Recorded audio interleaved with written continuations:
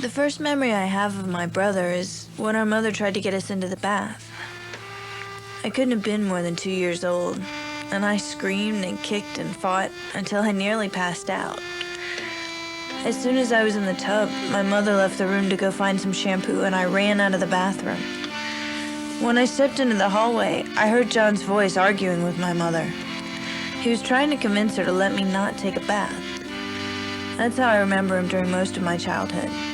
He would stand up for me, argue for me, and be my advocate. All throughout my childhood, I always had him to protect me from anything. He was the perfect big brother. The last time I saw him was when he graduated from college. He seemed so intelligent and handsome to me that I couldn't help but feel jealous.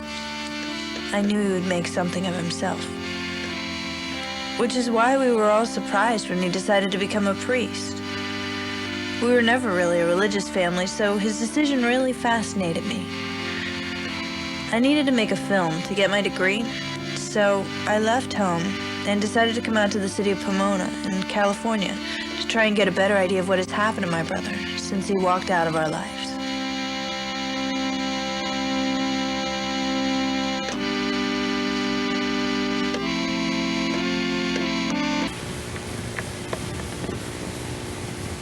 The Gospel of our Lord, according to St. Luke. Glory to you, Lord Christ. I have come to set the earth on fire, and how I wish it were already blazing. There is a fire with which I must be baptized, and how great is my anguish until it is accomplished.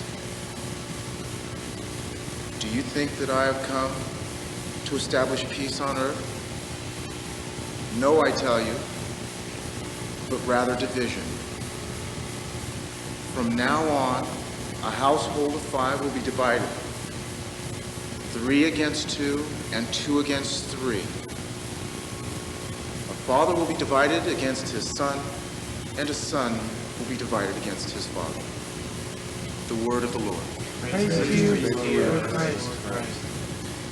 As many of you are aware, our newly ordained priest, John Marshall, was to deliver his first sermon this morning. Sadly, it appears that he is unable to attend. Like most young people, those who attempt to enter the priesthood suddenly find that they are unable to make the sacrifices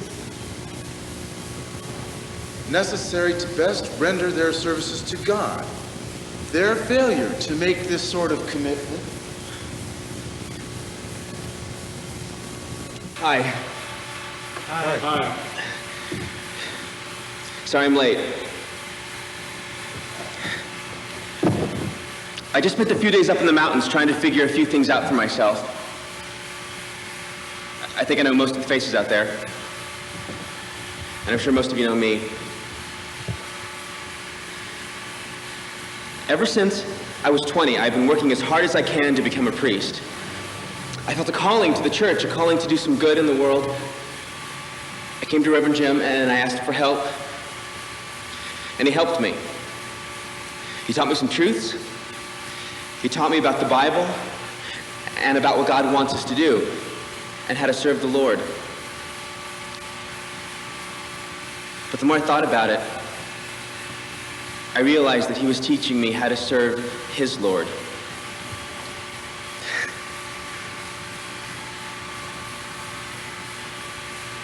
While I was up in the mountains, I began to think a little about what's wrong with what I've been taught. Okay, it's not the Bible, because that book is an amazing guide and contains a whole lot of truth in it. It's not the teachings, which I can't argue with. It's the institution. The people who run this church haven't gone through the same things I've gone through. Look around the room. Do you see anyone under the age of 30? And there's a reason for that. It's not because the kids today are bad people, or at least not any worse than any of you are. It's because this is not a church for them, and that's a problem. You can't lead them to truth when the only truth you know is your own. You are not going to find wisdom solely among people your own age. There's no age requirement for knowing truth. There are prophets all around us. All we have to do is look. What you said about young people unable to make sacrifices. We don't need to make sacrifices. You made them for us. Right now, where are your children? Did you leave them in front of the television? Did you leave them with a babysitter? Did you leave them by themselves? If Abraham had been a member of this congregation, Isaac wouldn't have had a chance. I think we've heard about enough of that.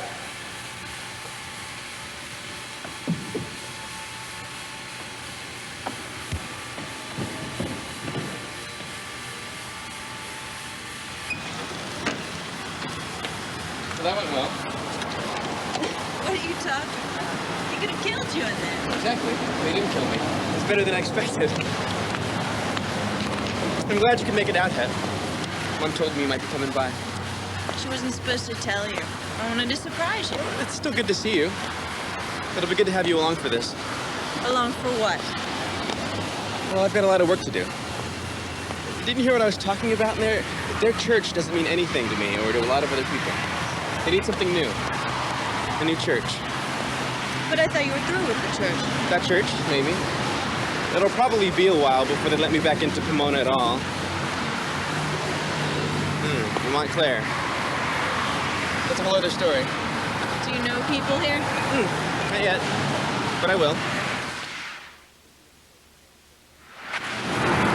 This is one of the places I wanted to take you last time we came out here, Het. I spent a lot of time here my senior year of college. I've just come out here and get a feel for what people really think and feel. Sort of a nice contrast, huh? Just like the other day, I was trying to rent a room to get a place of my own. Because I've been shacking up on my boy Skeeter Mahoney's couch. Now, Skeeter's cool and all, but I'd had enough of watching him parade around the apartment naked with his fat-ass girlfriend. So I found this nice little place, and I go in and I start talking to the lady. And after a few minutes, she goes, "Well, where do you work?" I'm like, "Excuse me?" She goes, "Where do you work?" I'm trying to give her 2 months' rent plus references, and she wants to know, where do I work? Now, what kind of sense does that make? None. Exactly. And what year is this? This is 1997. It's not like it's 1967. And I cannot even rent a room without having to prove that my money is just as good as anyone else's. It's like that Stevie Wonder song, "You might have the cash, but you cannot cash in your face." We are still having to fight the battles that our parents won 30 years ago. They're my parents. They grew up in the 60s. When they were 16 years old, they marched on Washington for civil rights. 5 years later, they were fighting with the Black Panthers, ready to give their lives for the revolution. Today, they send $5,000 a year to the Nation of Islam. And every day they come to me and they say, "We need to keep our people on the streets and out of gangs and get more money for welfare." But they never once tell me how to do it. But I'm trying to do my part. God knows I'm trying. Every day I'm out there trying to find work. No one will hire me. And why is that? Exactly. They take one look at me and they see a black man, not a college graduate or well-trained 25-year-old. They see a black man. Hell, that landlady probably didn't even see a black man. She probably saw a nigga. But is it just her fault? No, it's not just her fault. It's all white people, which make up the media, the big businesses, the government. That's who we should blame, my brothers and sisters. That's who we should blame, because what's going on in this country is... Excuse me? What you're saying up there, it's horseshit. You're playing by their rules. You're not moving past the blame. Are you crazy? They could kill us. Do you have a problem with what I'm saying? Yeah, as a matter of fact, I do. Well, then why don't you bring your little narrow ass up here and explain some of the problems of the black community? Okay, I'd be glad to. Yeah, this, I got it here. Hi. My name's John. Yeah, pleased to meet you. Now, I take it you have some issue with what I've been saying? Well, let me just say this.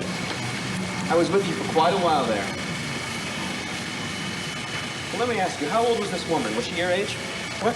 Are you crazy? No, she wasn't my age. She was 45, 50. I don't know. What difference does it make? What difference does it make? It makes all the difference. Okay, wait. Do you know something about this woman that I don't know? Hey, you better make it good, because you're on my time now. Okay, you were talking about blame. Okay, all we've been trained to do our whole lives is blame and be blamed. Our parents, they treat us like dirt. When they look at the problems in this city, what is the first thing they do? They blame. Who do they blame? The youth.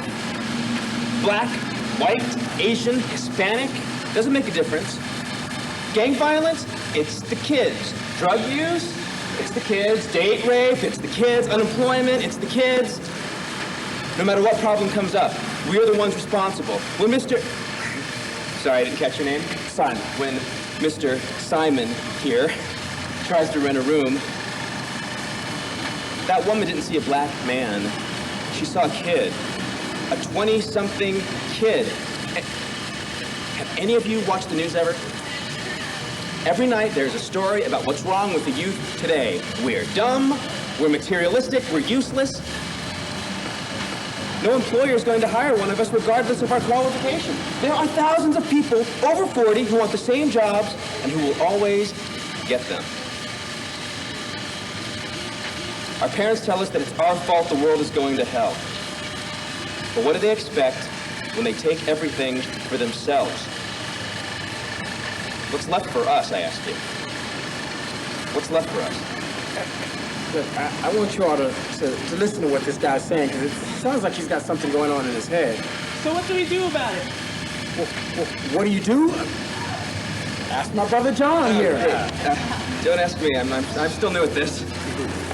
Whoa, John, wait. Hey, look, man, that's some pretty heavy stuff you were saying up there. I mean, is that how you really think the world works? Yeah, as far as I can see. Look, you want to go grab a bite?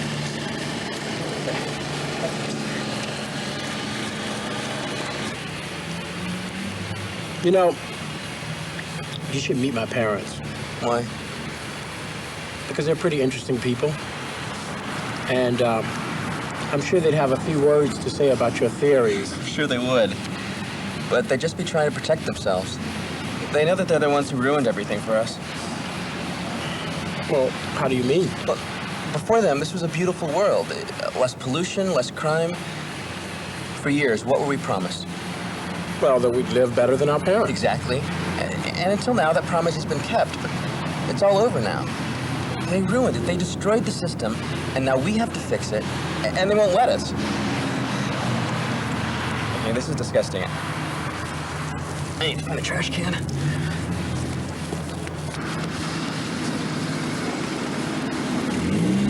Oh, you stay back! I'm sick of all this shit.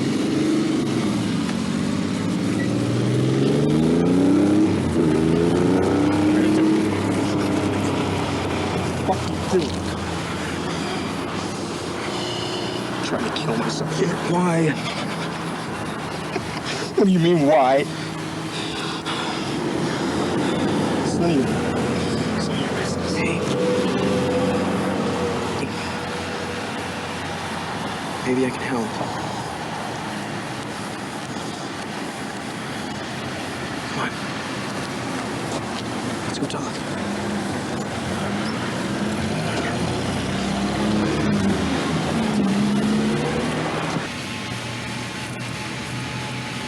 How's it going over here? Pretty good. Hetty, I'd like you to meet my friend, Peter. Peter, this is my sister, Hetty.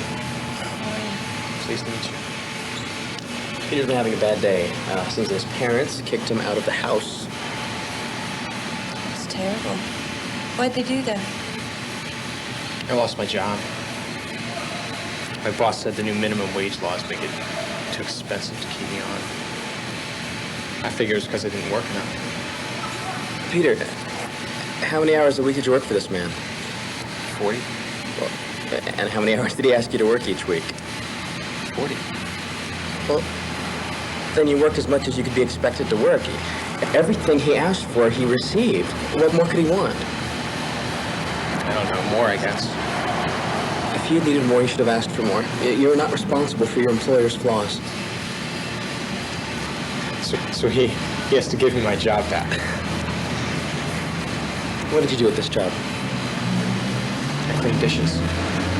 You clean dishes. Now you can clean people's minds. All this bullshit you've been fed your whole life is weighing you down. A few minutes ago, you were ready to kill yourself just because of what your parents told you. Peter, they are no better than you are, and no one can tell you otherwise. Everyone out there is going through what you're going through for no reason at all. Now you and me and Simon there, you can help them get rid of all the shit they're carrying around with them. How? Talk to them. Sit them down. Make them look at reality. Does it pay well? Trust me, it'll be fun.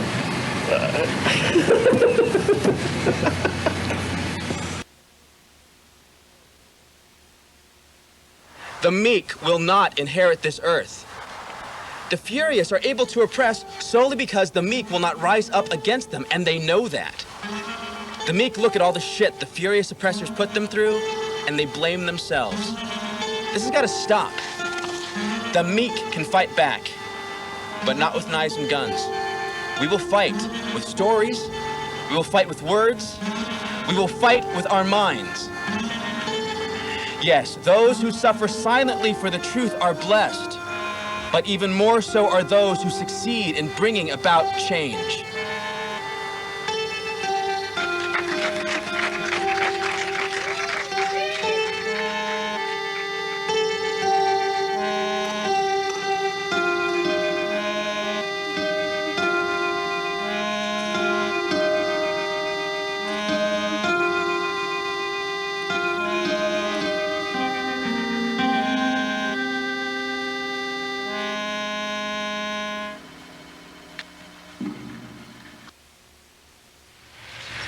This is exactly what I needed, just a chance to sit down with my friends and talk.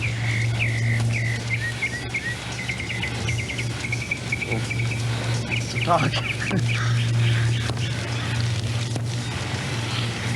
What are we supposed to say? We don't have the answers. Well, if you think I have the answers, you'll find yourself in a lot of trouble. I'm not always going to be with you, you know. That's why it's so important to me that you all understand what I'm trying to tell you. I've got so much to say, I'm just not exactly sure how to express it. I spoke to my father yesterday. I called him to let him know where I was. He said he'd seen something about you on the news. Some camera crews came down to the park we were at a couple of days ago. Father said they were clips of various church leaders there saying that you're a cult leader. That you're just exploiting us. Do you feel exploited? No. It's just that one of the people who spoke was the reverend from my church. He's a good man, and if you I've want to always leave, trusted. leave. I force no one to stay with me or to listen to what I have to say. I'm not going out and talking because I want followers. I'm going out and talking because I believe what I'm saying. If you owned a lighthouse, you wouldn't refuse to turn it on because you were afraid people would think that you were showing off. You would want to light up the ocean to make sure people do not crash on those rocks. Do you understand that? I understand what you're saying. It's just that the reverend is from my church. Okay, listen, this is not about the reverend. This is not about your church. This is about the whole country. When I was in seminary, I read a lot in the Gospels. And the thing that stuck with me was the idea of a promise. There was a promise in Christianity that each man could be free from his father's sins. There was a promise in America that each American, each generation was born anew, free from the sins of his father. Now this promise has been broken. This generation hasn't been given a blessing, but a burden. They expect us to sacrifice our lives for their sins. They want us to be their salvation. And if we accept this, we're as much at fault as they are. We do have a choice, though. We can cast off their blame. We can be born anew if we reject their label, reject their society, reject their lowered expectations, and we can achieve whatever we want. That's right. See, that is why I'm here. People think this whole thing is about religion. And they're right, but it's not about the religion they know. There's something real and true and right that they have buried underneath their evangelism and bingo nights and youth groups. Christianity is about more than just a social get-together. Something there that needs to be preserved. We were given a seed that has produced an enormous fruit. And that fruit has gone bad.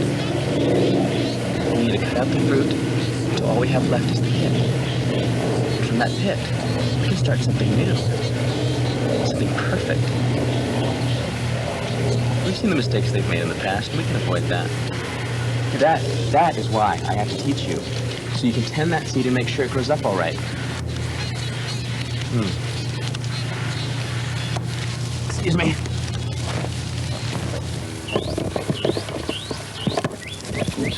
Hey. Hey, How's it going?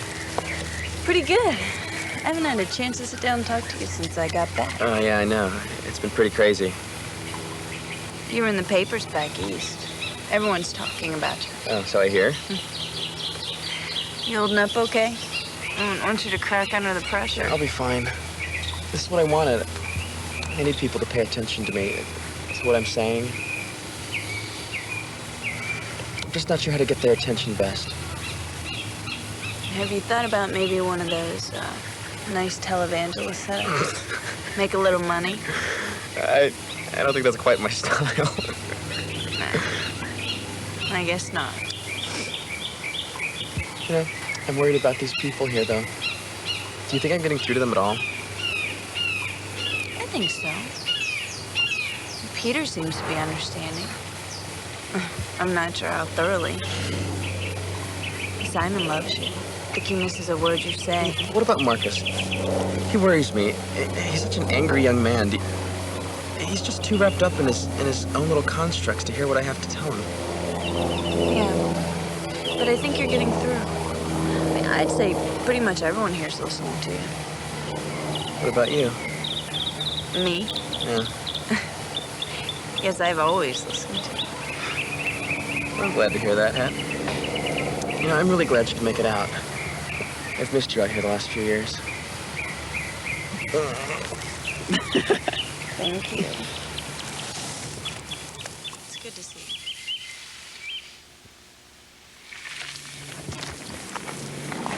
Sure hate to leave. I love her up here. It's time to go. You know, we can't hide it. Yeah, we can't hide forever. So where are we going? Where are we going to spend the night? Wilson lives near here.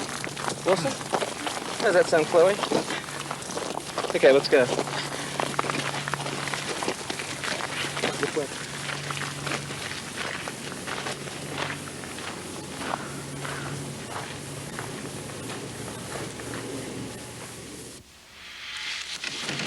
John, I'm really glad you're here. I wanted to talk with you.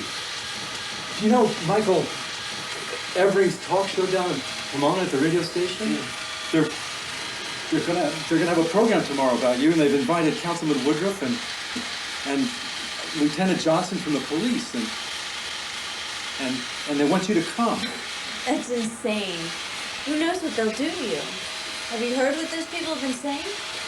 Or you don't want to go and talk to them? Hey, all this time I've been saying I need to talk to people. Especially these people. They are the ones who are causing all the problems. These are people of the system we need to destroy. I can't hide from them anymore. So you're going? I never really had a choice.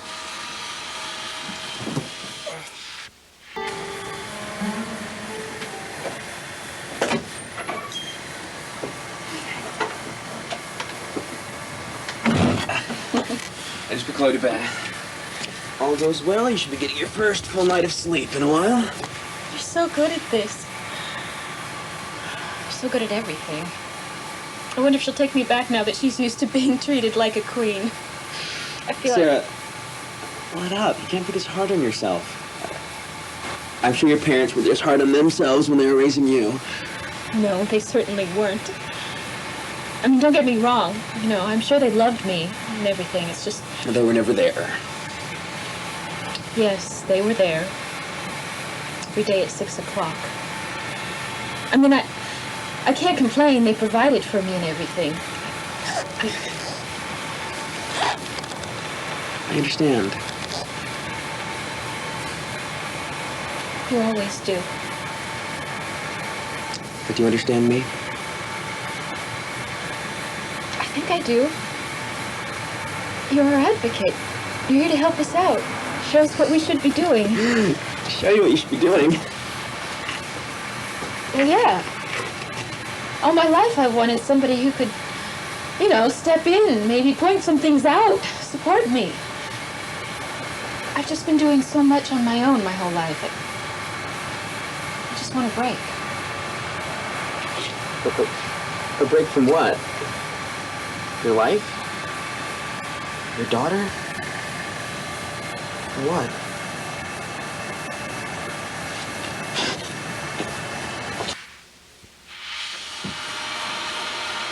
I don't think this is such a good idea, John, this going to Pomona thing.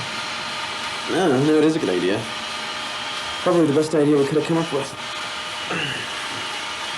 What if they do something to you? The worst they could possibly do is kill me. And even then, they can never kill what I've started. I've taught you the truth, haven't I? I'm trusting you to carry on everything I've talked about, to follow through on all my plans. You're the one I trust more than any of the others to keep this thing going. No matter what happens to me, you'll have to carry on, okay? Why me? Why not Simon? He seems to be the one who can do something with what you're saying. You understand these things I say in a way none of the others will ever comprehend. I have told you things the others would laugh at, and you never so much as smiled, right? Yeah, I guess. I know. Don't worry, Peter. It'll be all right. Finish your beer and get some sleep. We got a big day ahead of us.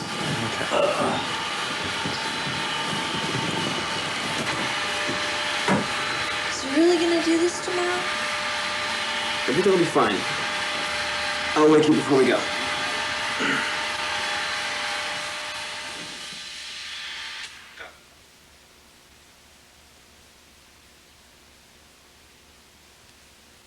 John never woke me up that morning. By the time I got in my car, he was already on the air. And welcome back to Talk Back with your host Michael Evering on AM 890, The Talk Monster. First, I'd just like to thank everyone out there for tuning us in today, and I only hope that this open forum is going to give us a chance to heal some of the wounds that we've had wreaked upon our community. With us today by phone is Councilman Woodruff. Councilman, are you there, sir? Yes, that I am, Michael. All right, good to have you with us. And he has requested city funding to investigate some of the recent problems. Later in the discussion, we'll have Lieutenant Johnson will actually be joining us in the studio to discuss some of the criminal activities that have been associated with the recent movement. And finally, we'll have the leader of the youth uprising himself, Mr. John Marshall. Now, Mr. Marshall... Just John, please. Right, John. John has been spending a lot of time lately in the San Gabriel Valley talking to youth and actually inciting them to rise up against their parents. His followers have been responsible for a rash of crimes in the area, making it a public concern. And so, to address that, we're going to start with Councilman Woodruff. Now, Councilman, if you'd be so kind. Thank you, Michael. Now, over the past week, this man, John, has been wandering through the streets talking to our children. Now, I have nothing against free speech, but I feel we need to distinguish between legitimate free speech and plain old rabble-rousing. Now, allow me to quote from one of Mr. Marshall's speeches, if I may. He says, "I'm here to set son against father, daughter against mother." Now, what kind of man says things like that? We are looking not at an ordinary street preacher, but at a dangerous radical. Now, I know a lot of you out there have children. You care for your children. Everything you do is for your children. And I know that Mr. you Marshall, like... Excuse me? You don't care about your children. You raised us horribly. You never cared about us. Now, I'm not saying that I can speak for your upbringing, son. All I'm saying is No, not just me. All of us. Ever since we were born, we were told that we had to take care of ourselves, take care of each other. And why? Because our parents were out finding themselves? Because they were out exploring new career options and leaving the kids at home. We had to grow up faster than anyone could possibly expect us to. And then, once we've grown up, we're being blamed for being too cynical, too jaded, too callous. All I've been saying is that we don't have to take that sort of shit. We're every bit as good as you are. Mr. Marshall, like I said, there's rules here. Please restrain yourself. You're going to have plenty of time to talk later. Now, Councilman Woodruff, are you still there? Yes. All right, please continue. Thank God, I most certainly will now. Now, let me just tell the people that are gathered listening to us today that what I'm hearing from John over there in your studio, I'm hearing a man, a grown-up man crying about how he doesn't like his life. And I hear a man who's trying to claim that he and his generation are as good as those of us who have spent their entire lives working hard and doing something for the community. Now, I'm a town councilman, and let me tell you that I have yet to see one young person who cares at all about his community. We raised our children with as much care as we possibly could have, and they sulk around all the time complaining about how miserable they are. Well, I don't think we should stand for some two-bit punk like this fellow here telling our children that we're to blame for their pathetic little lives. We need to take a stand. Thank you, Councilman. All right, speaking next, we're going to have Lieutenant Johnson. Now, Lieutenant Johnson is going to be addressing some of the public safety concerns that have arisen because of John's activities. As many of you out there are aware, and some of you unfortunately painfully aware, there have been an increase in crime, record increases in truancy and vagrancy, in assault, all associated with what assault? All right, okay, fine. There haven't been any specific cases of assault directly linked to your cult, but there have been several cases of unprovoked domestic violence in which children actually rose up and attacked their parents. Has anyone talked to the kids? Excuse me? The children. Has anyone talked to them? When the police came to the scene of the crime? They probably only talked to the parents. Did anyone ever ask the kids why they hit their parents? Did anyone ever think they might have some valid reason for striking out? I believe that the police department knows how to do their job. No, I don't think they do. What is the role of the police? The role of the police is to protect and serve. Protect and serve whom, Michael? Everyone, anyone. No, I don't think that's quite it. The way I see it, their job is to protect those people who pay their wages. The people who have property, the people who have wealth. The people who have don't need the help. All right, Mr. Marshall, I think that's quite enough out of you. You're going to have plenty of time to talk later. No, I don't think I will. The people who set this thing up, they don't want a free and open exchange of ideas. They want to make people mad at me. They want to blame me for things I've never done. But even a man on death row gets his last words, so I'm going to have mine. The young people of this town cannot take what has been placed upon them. Their parents were presented with a glorious world with bright prospects. The world was a beautiful place then. They had truth, they had freedom, they had opportunity, and they threw it all away. They went to college and wanted to do drugs and have sex and destroy the country. And I can't blame them for wanting to change things. But some things, when you change them, break. And when our parents had their kids, they ignored them because they were too busy paying attention to themselves, working 12-hour days so they can make even more money to spend on bigger houses and nicer cars, going off on retreats to find their inner children while their real children sat at home watching television. And then we grew up, and not surprisingly, we were bitter, we were cynical. We had spent our childhoods being ignored and grew up to be cold and distant people. Our parents could look into the future and see nothing but hope and prosperity. We look into the future and see nothing but nothing. And our parents blame us for that nothing. They tell us that we are responsible, that we are the ones who did this to ourselves, but it's not us.